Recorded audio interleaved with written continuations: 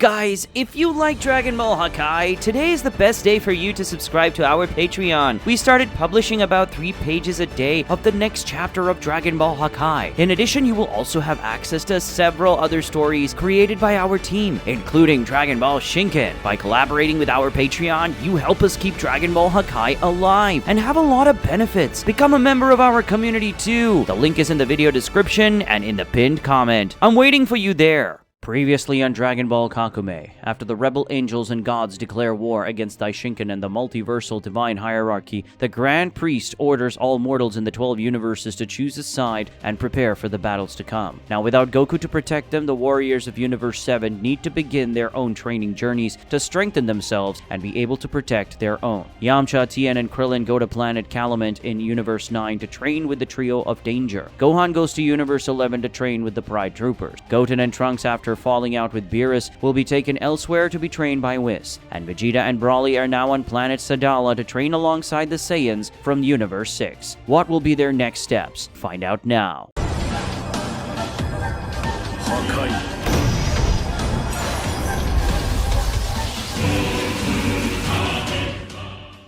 If you're a fan of Dragon Ball Kakumei and want to see more of this story here on the channel, comment hashtag Dragon Ball Kakumei and leave a like on the video so we know that you enjoy it when we bring this manga here on the channel. And also subscribe to the channel for more Dragon Ball Kakumei and Dragon Ball videos in general. Anyway, let's get to the chapter.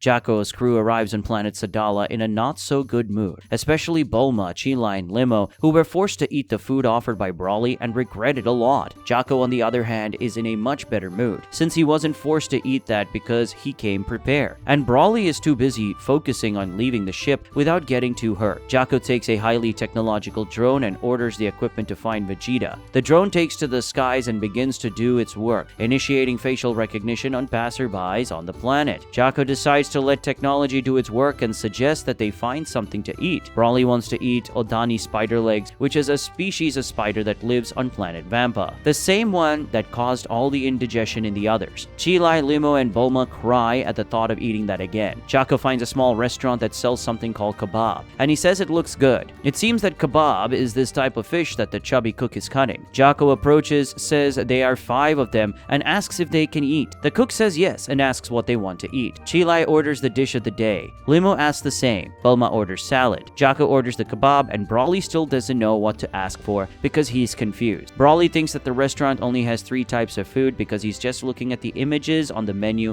instead of reading. He complains about this because Chilai told him once that in restaurants there are several different types of food. Of course, everyone is embarrassed when he complains about this. Broly questions whether this place is really a restaurant. The cook asks if the problem is that he can't read or can't count, and Chilai defends herself by saying that she does her best to teach him things. Jaco's drone finally finds Vegeta, who's taking a walk with Kaba, Kale, and Caulifla. The robot announces that it found him. Jaco receives the warning while eating and takes the device to monitor what the robot is seeing. But before the drone can send Vegeta's location to Jaco, Vegeta suddenly destroys the robot. When Jaco realizes what Vegeta did, he becomes furious, swearing and shouting non-stop, saying that he'll have to pay for this. Only after destroying the drone does Vegeta ask what it is, leaving Kaba desperate, saying that it could be a message from the king. Jaco continues to complain, saying that his expenses at this restaurant are already so high, and that this way he will end up going bankrupt. But after Bulma yells at him, Jaco has to go after Vegeta on his own, having to complain alone. He flies over the city while continuing to complain, and it seems that people and technological equipment flying around is not uncommon. A few hours earlier at Gohan's house, Piccolo appears to be saying goodbye to his family. He and Gohan look at each other for a moment, smiling at each other. They shake hands. Piccolo tells Gohan to train hard, and Gohan says he will do it. Piccolo has an idea and asks Videl if she can take Pan to train or meditate with him. Videl doesn't like the idea and asks if this is a joke. Piccolo says it's not a joke, and that he trained Gohan when he was only 4 years old. But Videl gets angry and says goodbye to him, saying that those days are over. She slams the door in poor Piccolo's face, who doesn't even know what to say. But he hasn't given up yet, and it looks like he'll try again. Videl tells Gohan that he has to go join Vegeta and Bulma Bulma. Gohan is afraid of his own wife after seeing how she treated Piccolo. Pan asks what's wrong with her mother and where Piccolo went. Videl shouts for her daughter to go take a nap. Gohan says that women are like that and that Pan will probably be like her when she grows up. A while later, Pan is in bed reading something when she hears footsteps and sees someone's shadow approaching the door. She turns off the lamp and lies down pretending to be asleep. It's Gohan who enters the room calling her. He immediately sees her magazine thrown on the floor and realizes that she was reading it. He sits next to her and asks if she was reading, but Pan pretends to be snoring. He tells her that it doesn't make sense to pretend to be asleep and that her snoring is really bad. Pan gives up pretending and sits down apologizing. Gohan looks at his daughter for a moment and then he also lies down and hugs her. He says he's going to tell her an important lesson that Pan will use for the rest of her life. He warns that people will always try to impose their views on her, but what matters is what she wants inside. She shouldn't let people tell her what to do. She's pure of heart and he's sure that she won't hurt anyone. Pan asks why her father is saying such strange words, and only now does he remember that she is only 3 years old and won't understand what he is saying. She corrects him saying she's 3.5 years old. Gohan kisses her and says goodbye, leaving her to sleep. But of course Pan won't sleep. She waits for him to leave to get the magazine again. Jaco reaches Vegeta landing right in front of him. The patroller is furious, complaining about Vegeta destroying his expensive equipment. Vegeta says he doesn't care about his robot and asks what Jaco wants. Jaco gets even angrier and says he had to travel for 2 days because of his wife and her 3 scoundrels, and only now does Vegeta seem to remember this. They go to the restaurant with Caulifla wondering what she, Kale, and Kaba are doing there. Bulma greets them when they arrive. The first to greet her is Kaba, but when she looks at Kale and Caulifla, Bulma says she doesn't know them and that Vegeta never talked about them. Caulifla says that this is not nice of Vegeta, but to his disdain, he says that he didn't want to bother his wife by talking about gross people like them. This only makes Caulifla even angrier. Caulifla gets a little upset and decides to go home. Bulma isn't happy at all and looks sullenly at Vegeta, who doesn't quite understand why. Kaba realizes that things are getting ugly and quickly makes up an excuse to run away. Vegeta complains, saying that there are only cowards on this planet. Kale also intends to leave, but Bulma, with a non-angry and threatening expression, asks who Kale thinks will guide them if she leaves. And only after making the girl terrified does Bulma change her tone and say it's going to be fun. Kale sighs in dismay. Broly, who seemed completely engrossed in his own food, only now seemed to realize that there were other people there. When Kale and Broly exchange glances, they are simply mesmerized by each other, with their hearts even beating faster. When she realizes this, Chilai doesn't like what she's seeing at all. She starts to get in front of them and wave, saying that she's still there. However, she appears invisible to the 2 Saiyans. Broly introduces himself and asks who she is. Kale also responds by introducing herself. Kale takes a long breath, telling herself that she can do this, and finally she gives her answer, saying that she can guide them, since she has nothing better to do. Bulma is jumping up and down with joy, kindly thanking Kale and not even looking like the same threatening woman as a moment ago. Kale calls them to take a look at the downtown. Vegeta doesn't like it very much and says he hates walks. Jaco has a different opinion, saying it will be fun, and Broly calls Chilai and Limo, agreeing to go, since as Kale said, they have nothing better to do. But Chilai isn't too excited and says it looks like she and Limo weren't invited. Broly asks what happened, and Chilai turns away, puffs out her cheeks, and crosses her arms, saying it's nothing. Broly insists she come, squeezing her inflated cheeks. Well guys, it looks like we're seeing a love triangle forming here. Who do you think is the best person for Broly, Kale or Chilai? If you are from the Chilai team, comment Broly and Chilai. If you're from Team Kale, comment Broly and Kale. And also say why you prefer Broly with the person you choose. Anyway, moving on. Kale announces that they have already arrived at the downtown, which surprises Jaco as they only walked for 30 seconds. She says the town is a little small. Broly thinks that place is really beautiful. Kale agrees, but Jaco says he expected better, and Chilai says she expected better too. Broly asks where they're going next now that they've seen the center, but Kale says they can explore a little more. Chilai asks what there is to do in the place and if there are shops. In her mind, she hopes Kale won't be their guide until the end. Kale responds saying yes, there are shops there, and asks if she is Chilai to confirm the name. Chilai confirms full of pride, as if she were marking her territory. Looking at what's going on below them, Broly says that people seem very busy there. Kale finds his curious behavior in front of such common things strange, and asks what things are like on Broly's home planet. He says he doesn't do much there besides hunting, and explains that on his planet there isn't much to do or other people. But he takes Chilai on his shoulders and says that at least there is Chilai and he loves her. Kale says that's good. As they get closer, Bulma comments that that place isn't that different from Earth. Vegeta asks why they are doing this then. While exploring the city center, Broly becomes fascinated by the new thing. He sees a weird animal and says it looks delicious, much to Kale's disgust. Then he approaches two children to ask what they are doing, since he doesn't know the game of who blinks first. He sees a Ferris wheel and asks what is the reason for that, since they can fly. When he sees a girl with a beautiful hat, he approaches her and compliments, saying that she looks very fancy. When Brawly compliments this woman, a trio of bums don't like it very much and complain to him, saying that Brawly is in their territory. Another guy also complains, saying that their females are being stolen. But before Brawly can do anything, Bulma triple slaps the guys. She says they shouldn't treat women like that and tells them to go away. The three quickly run away, their energy disappearing in an instant. Chi praises Bulma, who says that these types of brats get on her nerves, and it seems like they exist no matter the universe. But she gives them some reason, telling Brawly that it's inappropriate for him to walk around shirtless. Chi completely agrees. Bulma searches through some capsules in her jacket, saying that there must be something for Brawly to wear there. Finally, she chooses a new technology from Capsule Corporation. She tries to remove the skin on Brawly's waist, telling him that he has to get that stinky thing off. But this really irritates the big Saiyan, who grabs her wrist tightly to the point of hurting Bulma. Kale intervenes, saying that he can keep it. But if the smell is a problem, she knows a place that sells good perfume. Brawly smiles at her, happy to hear that. Bulma apologizes to Brawly and says she didn't know that things were that important to him. She asks him to put that device on his chest, and Brawly does as she says. Suddenly, that thing turns into a t-shirt. Brawly complains, saying it's too tight. Bulma says it is perfect. Chi agrees and even blushes, saying it looks good on him. He also blushes and thanks her. On a planet called Krep, Whis, Goten, and Trunks are watching Gotenks fight. The angel has an analytical demeanor, while the boys are very proud of their achievements. Whis ends the broadcast saying he already has everything he needs. Crazy to start training, Goten and Trunks start performing the fusion dance, but Whis says that fusion is strictly prohibited for now, putting them both off. Whis begins to explain his reason, saying that the objective of this first part of the training is to make Gotenks reach his maximum potential. For them, the goal is to achieve something close to maximum potential. There will be 3 steps, and the first is to become one with their inner selves. Simply put, they will have to be able to use their full potential in a strike, whether with physical contact or not. To do this, they will need to face their weaknesses, their emotions, and their inner demons. Goten and Trunks look very serious hearing this, realizing that this training is not going to be easy. Whis materializes a device with his staff and begins to explain the first exercise. In the center of the device, there is a plastic ball. When the device is struck, a red or green light will appear above. When one side of the device is hit, the red light will turn on, and when both sides are hit simultaneously, the green light will turn on. Their goal is to turn on the red light and green light at the same time. For this to happen, their strike will need a certain level of force and also have exactly the same intensity, making the ball in the center explode. For them to be successful, rigor, focus, and explosion will be necessary. For Whis, the hardest part will be having the necessary timing to make the ball explode. Whis makes the real device appear and says that now it's time for them to try. Goten and Trunks look at it curiously. On planet Sadala, training is also about to begin, and Vegeta is the one who announces this. He tells whoever is in front of him that they are the 5th squad, and they already know the 3 admirals beside them. Admiral Ruba, known as the most powerful man on this planet. Admiral Lariak, an experienced strategist and daring warrior, known for having won a battle without mobilizing a single soldier. And Admiral Fennel, the best of the best when it comes to fighting. She dismantled the 182 smuggling ring. It's not a good idea to try to hide anything from her. Vegeta is talking to a veritable army of Saiyans in front of him. He instructs, saying that they will form 4 mixed groups in front of one of the admirals or himself. Vegeta asks if they heard, and they shout yes, but the Prince of Saiyans is not satisfied and tells them to speak louder. They obey, shouting even louder, echoing across the skies. Vegeta is happy and says he will like this job. Bulma comments on Vegeta's tough personality, and Jaco agrees. Caulifla is caught by Vegeta hitting a companion who apparently looked at her. Vegeta in thought admits that he doesn't know how to deal with Caulifla. He is going to have to be smart. He then makes a decision and orders Caulifla to go to Ruba's group. Caulifla protests, arguing that Vegeta himself said they could use their own groups. Vegeta barely gives her time to complain, already advancing into Super Saiyan, grabbing Caulifla by the hair and telling her not to argue with him. When Vegeta does this, all the Saiyans in that place are absolutely scandalized. Ruba tells Vegeta that he better not use that form. Vegeta doesn't like the scolding at all and asks if he really heard Ruba call him by name, thinking it's absurd. The other Saiyans are very angry with Vegeta's action. They think his actions are not cool, and they also wonder if he's crazy for talking to Admiral Ruba like that. Admiral Fennel reprimands the soldiers, telling them to stop whispering. Lariak defends others, emphasizing the lack of respect that Vegeta is showing. Fennel says that's not the point. She explains that reacting like this, whispering, is not acceptable for a Saiyan soldier, and that such such behavior is unworthy of them. Admirals Fennel and Ruba say that if Vegeta has an issue with them, then he has two big issues, since with the exception of the king, everyone there is very skeptical about Vegeta's ability to lead them. The Admirals look at Vegeta seriously, making their discontent clear. Vegeta is shocked that his legitimacy as a leader is being questioned. He looks at the others and wonders why everyone is looking at him like that. Vegeta shakes with irritation. Ruba, Lariak, and Fennel prepare for combat. Kaba and Kale try to negotiate peace, saying they can reach an agreement.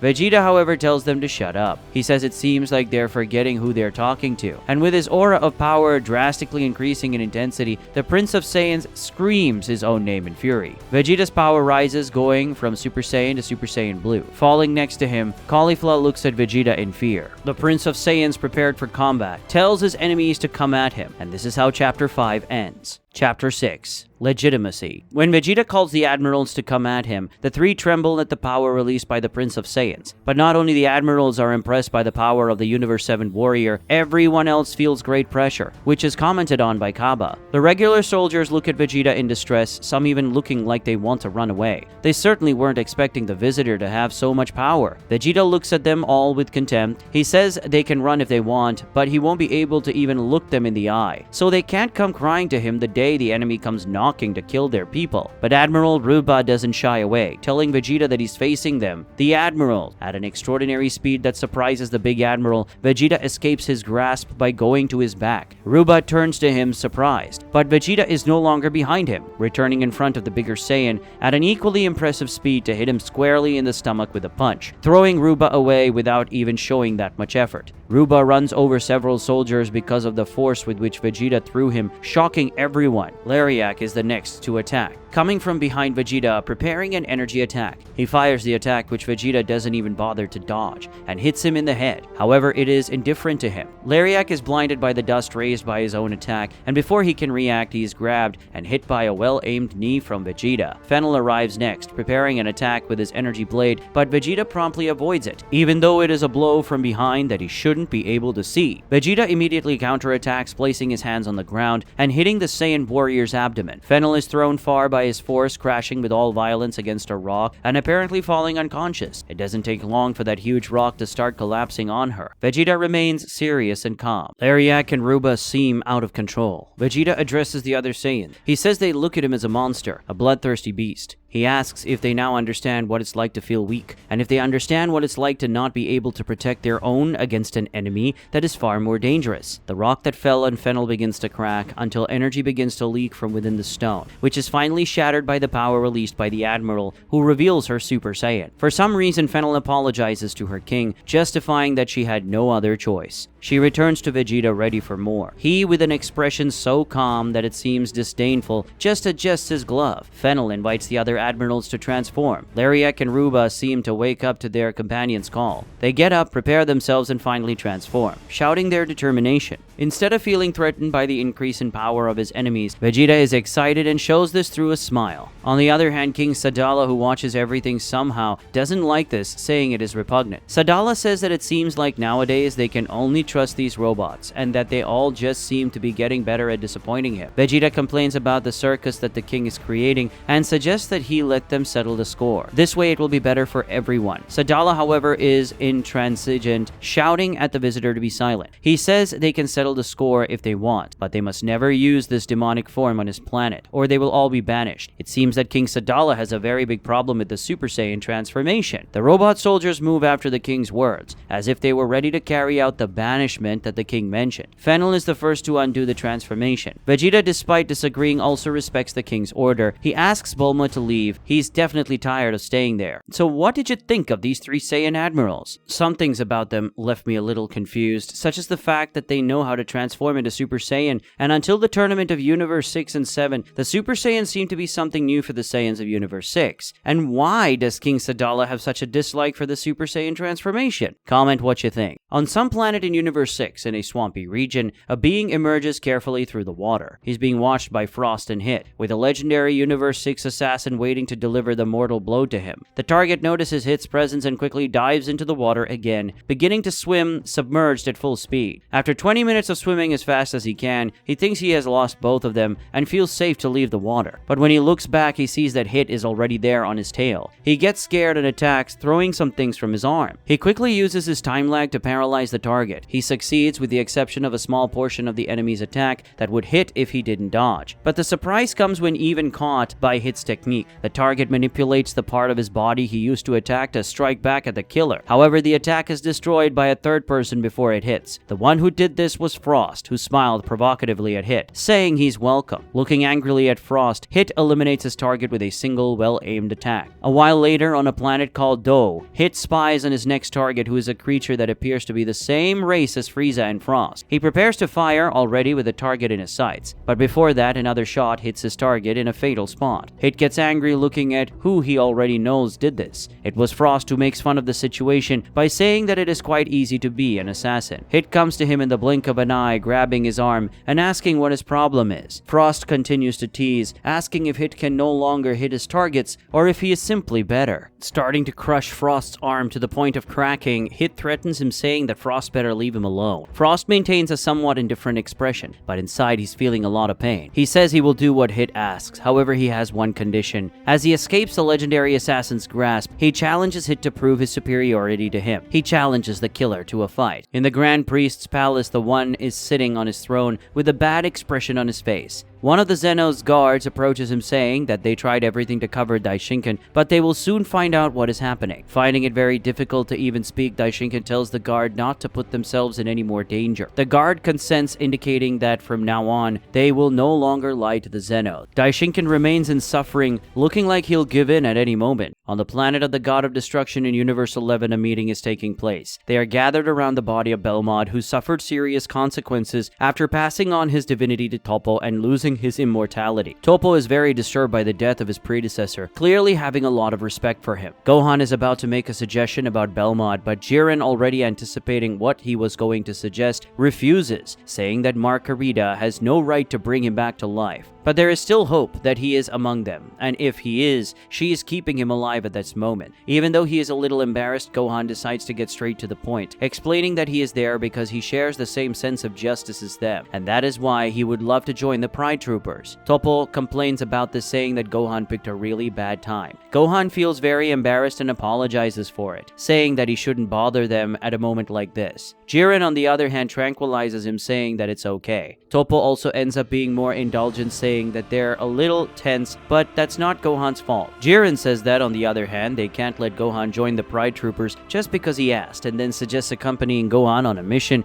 where he's going to be tested. If Gohan agrees, of course. Gohan gets very excited and says that of course he agrees. Suddenly, Dispo, extremely keen ears, hears something, and he tells them to be silent. He pays attention to Belmod for a moment, and then says he can hear him breathing and that Belmod is alive. Everyone is impressed by this, in a positive way. Toppo even sheds tears. On Monster Island, planet Earth, everything seems very peaceful when Android 17 sees something coming from the sky and landing hard on the island, even causing a fire in the forest. The one who leaves this crashed ship is Dr. Pepperoni from Universe 3. He curses the ship he came in, saying it needs some improvements, but then gets down to business and starts looking for 17. But before he even starts searching, 17 already found him, scaring Pepperoni by asking why he's on his island. Pepperoni is startled, about to say that his tracker indicated that 17 was far away, but the tracker itself interrupts, saying that he has arrived, making it clear that 17 simply moved at a speed too high for the tracker to detect. Pepperoni decides to be direct and invites 17 to join him. He says that to reach 17, he even created an android with the DNA of the Kaioshin from his universe. 17 deduces that to find him, Pepperoni took his DNA too. He confirms it, but says it was just a strand of hair. 17 tells him not to do that again and walks away. He also says he is not interested in the proposal. Pepperoni asks him to think about his family and asks how 17 will protect them. He responds that he doesn't need Pepperoni to defend them. Pepperoni says he's too arrogant and asks if he has any idea who his enemies are this time. 17 says it doesn't matter. If they die, it's because that's the way things are. But what he didn't expect was that his daughters were there, and they were screaming for their father. 17's wife says she took the children to play and they ended up listening to him. One of 17's daughters says they don't want to die. 17 assures his daughters that they will not die. and they will all still have many years of joy to live. This vision shatters Android 17's soul. He closes his eyes and scratches his head, clearly changing his mind. He asks Pepperoni what the plan is. The scientist from Universe 3 smile, and this is how Chapter 6 ends. In Sadala, Vegeta and Broly begin to get along with the Saiyans, whether for better or for worse. Goten and Trunks begin training with Whis, which, to their surprise, does not involve fusion for now. Gohan asks to join the Pride Troopers and will be tested by them. Hit and Frost are about to fight, and 17 is invited by Dr. Pepperoni to join him. What will be the next steps for our warrior? Find out in the next chapters of Dragon Ball Kakumei.